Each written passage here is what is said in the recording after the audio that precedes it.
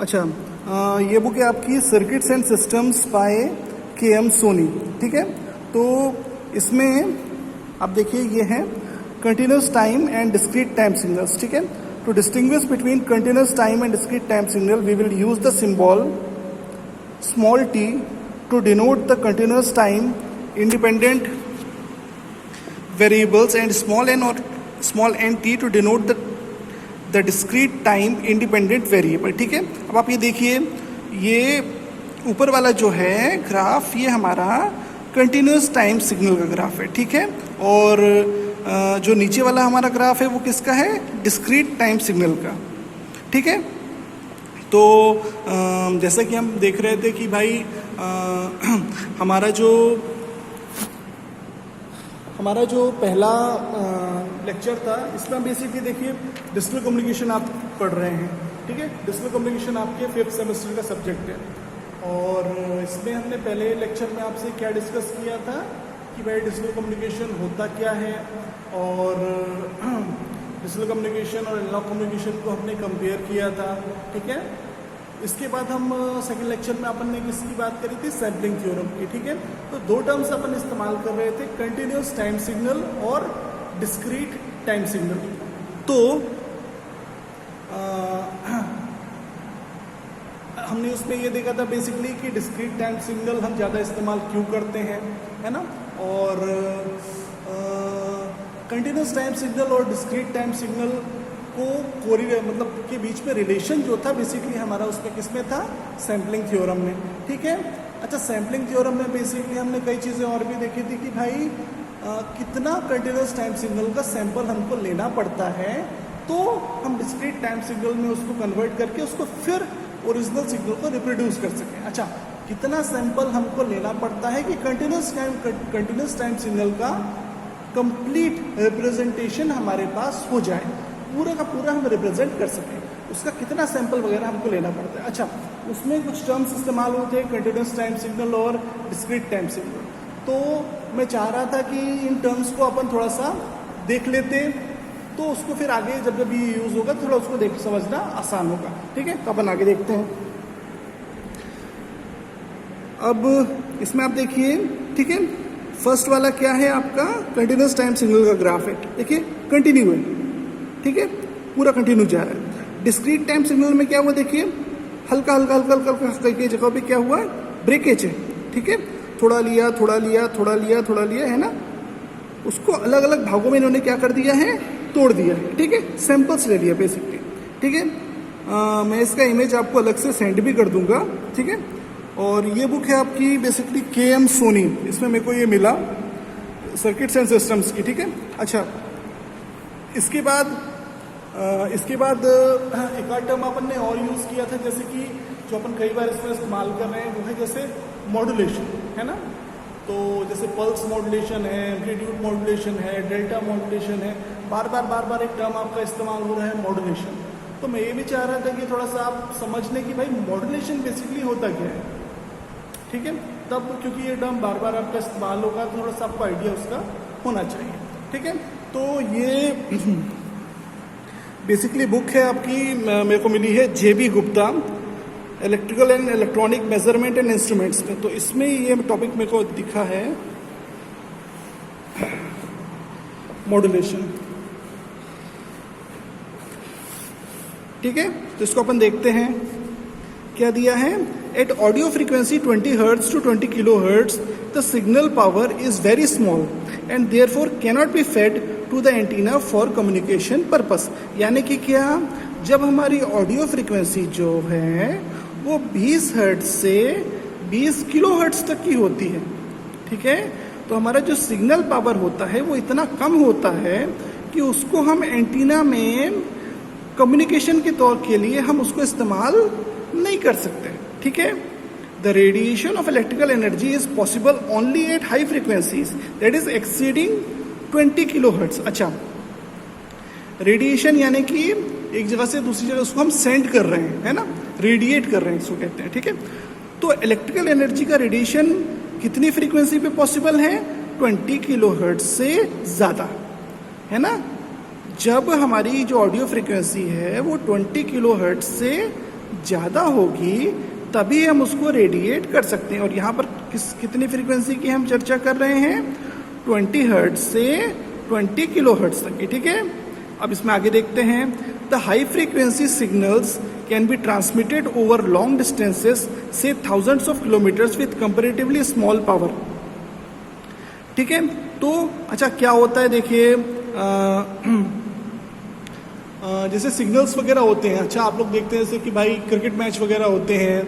अब cricket match अगर England में भी हो रहा हो, ठीक है, तो उसका ट्रांसमिशन जो है उसका वीडियो सिग्नल और उसका ऑडियो सिग्नल, ठीक है, मतलब सुन भी पाते हैं और देख भी पाते हैं। अच्छा इंग्लैंड में मैच हो रहा हो तो भी हम इंडिया में देख लेते हैं, ऑस्ट्रेलिया में देख लेते हैं, है ना, बाकी दुनिया में। यानी कि जिस जगह से लाइव टेलीकास्ट हो रहा है, जिस जगह पर मैच चल रहा है, वहाँ से हज़ारों किलोमीटर दूर भी हम उस मैच को देख भी पाते हैं और सुन भी पाते हैं, ठीक है। अच्छा इन सब चीज़ों में बेसिकली क्या यूज़ होता है? एंटीना यूज़ होता है। अच्छा आप लोग फाइनल सेमेस्टर में यानी 8th सेमेस्टर में एक सब्जेक्ट आपका रहेगा, उसको कहते हैं एडवांस कम्युनिकेशन सिस्टम, ठीक है। तो उसमें आप इसको थोड़ा और डिटेल में पढ़ेंगे कि भाई इसमें बेसिकली सेटेलाइट का इस्तेमाल होता है, ठीक है। अच्छा आपके घर में भी जो होता है आपने देखा होगा DTH या D2H लगा होता है, वो बेसिकली एंटीना ही होता है, ठीक है। वो वहाँ से जहाँ भी मैच हो रहा है वहाँ से उस सिग्नल को कैच करता है। अच्छा वहाँ से जो सिग्नल होता है वो बेसिकली कहाँ जाता है? आपके सैटेलाइट में जाता है जो स्पेस पे होता है, ठीक है। वहाँ से रिफ्लेक्ट होकर डाटा जो है हमारे जहाँ जहाँ एंटीना होंगे, हमारे रिसेप्टर, ठीक है, रिसीवर, वो दुनिया में जहाँ जहाँ उसका टेलीकास्ट करना है, उसका ट्रांसमिशन करना है, वहाँ वहाँ वो सैटेलाइट के थ्रू उसको रिफ्लेक्ट करे, ठीक है।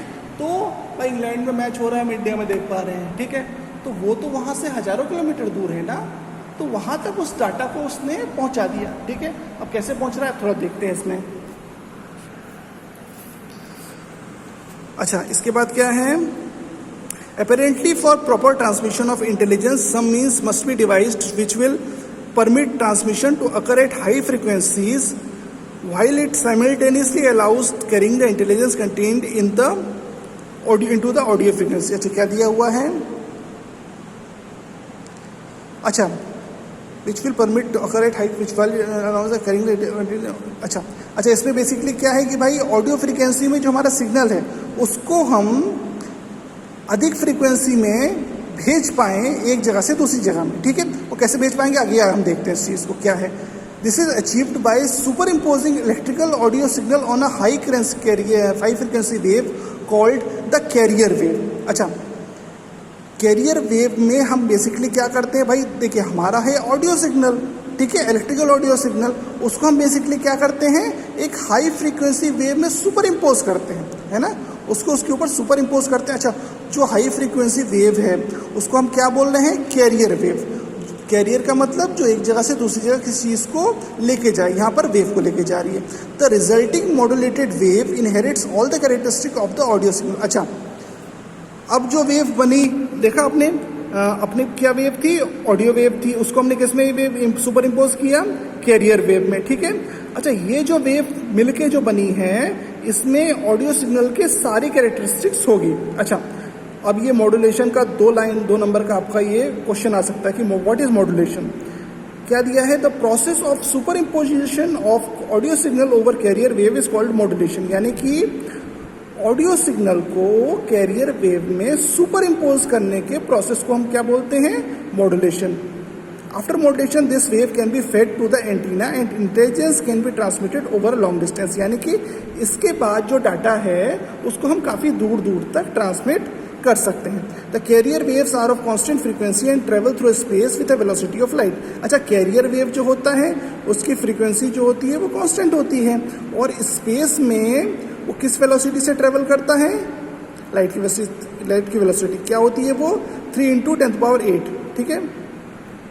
तो modulated wave, that is audio frequency signal superimposed upon the carrier wave radiated from the transmitter antenna after traveling through space strikes the receiving aerial at the receiving end and enters the receiver which separates the audio frequency signal from carrier wave। अच्छा इसमें एक चीज़ आप और देखिए भाई, अभी हमने क्या किया, हमारा जो ओरिजिनल कैरियर वेव, ओरिजिनल हमारा ऑडियो फ्रीक्वेंसी वेव था, ठीक है, उसको हमने किससे सुपर इम्पोज किया, कैरियर वेव में हमने सुपर इम्पोज किया, ठीक है। अब इन दोनों को मिलाया तो क्या हो गया, मॉड्यूलेटेड वेव हो गई, ठीक है। इसको हमने भेजा, अब जहाँ पर वो पहुँचेगा अब हम उसको क्या करेंगे, अभी कैरियर वेव से मिला हुआ है हमारा ऑडियो वेव, अब उसको हम ऑडियो वेव को, ओरिजिनल ऑडियो वेव को हम यहाँ पर अलग करेंगे, भाई जो डाटा हमको आया है वो वैसा का वैसा हमको प्राप्त हो सके, ठीक है। अच्छा, इसको आप बहुत डिटेल में पढ़ेंगे, सैटेलाइट कम्युनिकेशन करके होता है आपका, ये आपका एडवांस कम्युनिकेशन सिस्टम होता है 8th सेमेस्टर का सब्जेक्ट, ठीक है, उसमें आप इसको थोड़ा डिटेल में पढ़ेंगे, ठीक है। अब आगे देखते हैं अपन। अच्छा, इसके बाद क्या हुआ, the audio frequency signal is converted back into the sound wave, the process. अच्छा, 2 नंबर का ये आपका आ सकता है कि भाई व्हाट इज डीमॉड्यूलेशन। अच्छा, इसके पहले हमने क्या देखा था, इसके पहले हमने देखा था मॉड्यूलेशन, ठीक है। अब हम देख रहे हैं demodulation, the process of separating audio frequency signal from radio frequency career wave is known as detection और डीमॉड्यूलेशन। यानी कि क्या, ऑडियो फ्रीक्वेंसी सिग्नल को रेडियो फ्रीक्वेंसी कैरियर वेव से अलग करना। अच्छा, बेसिक लेके चले तो ऑडियो सिग्नल जो था उसको कैरियर वेव से अलग करने को बेसिकली हम क्या बोलते हैं, डीमॉड्यूलेशन या डिटेक्शन। द डिटेक्शन और demodulation of radio frequency modulated wave is essential before it is allowed to pass through the headphones और loud speaker as high frequency currents have no effect और any ordinary sound producing device, ठीक है। तो basically क्या होता है कि भाई जो डाटा हमारा आया, ठीक है, ऑडियो वेव का, हमारा जो ऑडियो फ्रीक्वेंसी वेव का जो डाटा था वो कैरियर वेव में मिल के आया, ठीक है। कैरियर वेव का इस्तेमाल बस इतना था कि भाई ट्रांसमीटर से रिसीवर तक उसको पहुंचा दो, उसकी ताकत इतनी बढ़ा दें कि भैया रिसीवर तक पहुंच जाए। अब जब वो रिसीवर में आया है तो उसको कैरियर वेव को हमको अलग करना पड़ेगा कि हमारा ओरिजिनल जो ऑडियो फ्रीक्वेंसी वेव है वो हमको वहां पर वापस मिल सके, है ना। इसको हम, इस प्रोसेस को हम बेसिकली क्या बोल रहे हैं, डीमॉड्यूलेशन या डिटेक्शन, ठीक है। स्टार्टिंग में क्या किया हमने, मॉड्यूलेशन किया, मॉड्यूलेट किया। मॉड्यूलेट कैसे किया, ओरिजिनल वेव जो हमारी ऑडियो फ्रीक्वेंसी वेव थी उसको हमने सुपर इम्पोज किया किसमें, कैरियर वेव में, ठीक है। अब वो हमारा जब रिसीवर में पहुंचा, अब हम यहाँ पर क्या कर रहे हैं, कैरियर वेव को अलग कर रहे हैं हमारी ऑडियो फ्रीक्वेंसी वेव से, ठीक है। तो ओरिजिनल ऑडियो फ्रीक्वेंसी वेव हमको वहां पर मिल सके, ठीक है। तो आज हमने डिस्कस क्या क्या किया, मॉड्यूलेशन हमने डिस्कस किया और कंटिन्यूअस टाइम और डिस्क्रीट टाइम सिग्नल। अच्छा, ये टर्म्स क्योंकि बार बार इस्तेमाल होने वाले थे तो मैं चाहता था कि आपको इस चीज़ का आइडिया हो जाए कि बेसिकली होते क्या है, ठीक है। Thank you.